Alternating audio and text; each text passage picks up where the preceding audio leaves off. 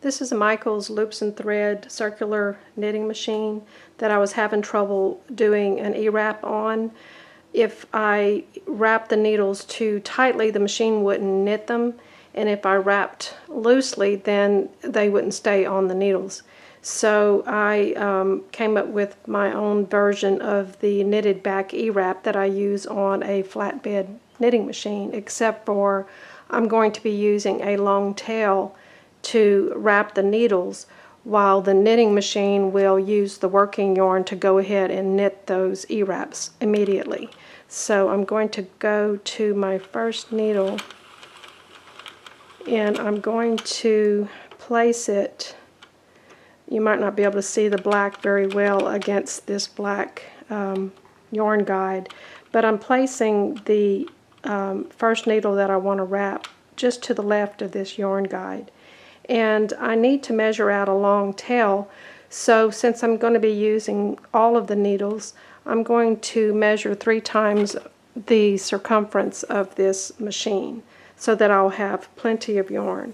If you're doing a flat panel piece, then just estimate how many needles you're going to be using and measure out 3 times that, and you'll have plenty of yarn left over without running out. So I dropped the excess tail down into the middle of the machine. I'm going to go ahead and thread my working yarn, and I like to use the tensioner so I don't have to hold it with my left hand.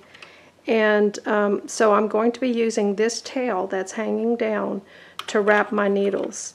And while I do that, I'm going to be cranking each needle forward, and as they exit on this side, the machine is going to use the working yarn to go ahead and knit those EWraps.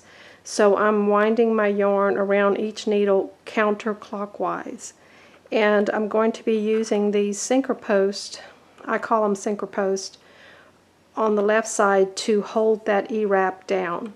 So first I want to wrap that first needle counterclockwise, and I'm going to push it down below the belly of the needle, and I'm going to hold it down below this white sinker post on the left side of the yarn guide, and I'm going to crank over the next needle.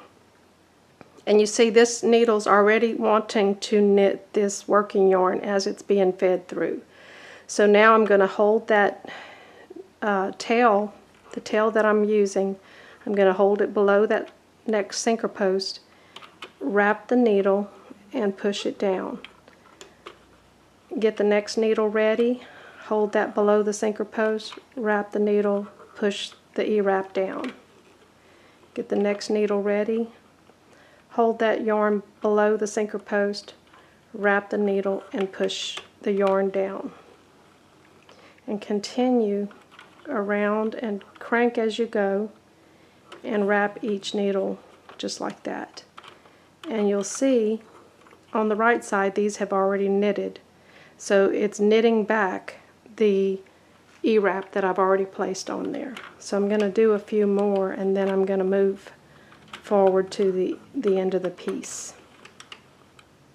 And each time I'm holding that yarn below the sinker post and making sure that the EWrap drops below the belly of the needle, that curved piece that the yarn drops below to get ready for the next stitch.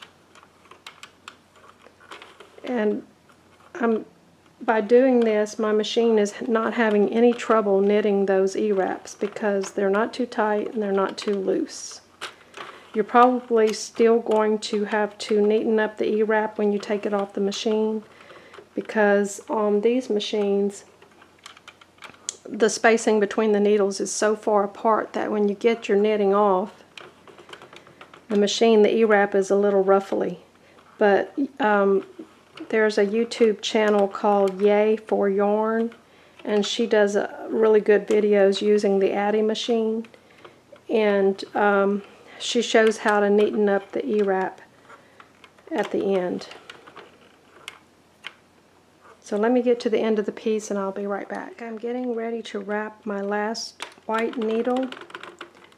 So I go ahead and wrap that just like I did the rest of them, and I am done with the EWrap.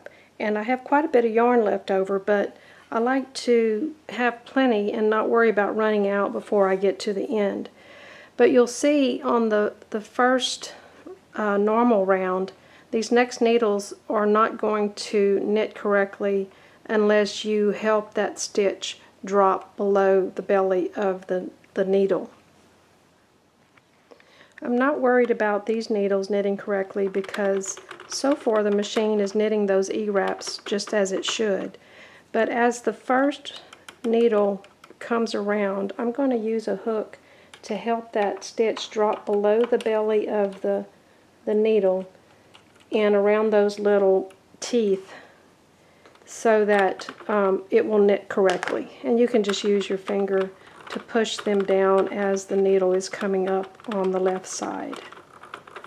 Just for the first round, go very slowly and push those needles down. You can use your hook if you need to, or your pick.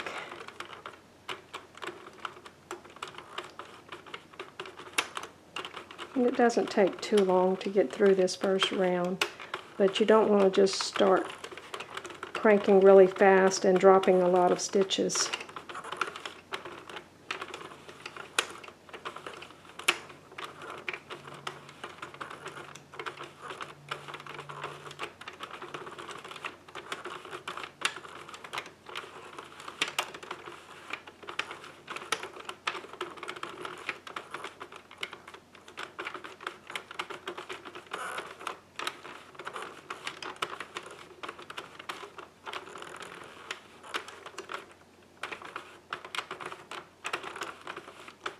And there's my first needle. So it shouldn't need my help anymore. If it does, maybe for a couple of rounds, just go really slow and make sure those stitches are dropping down like they should. It may be tight for a couple of rounds, but it'll even out in a very short amount of time. So that's my version of the EWrap cast on.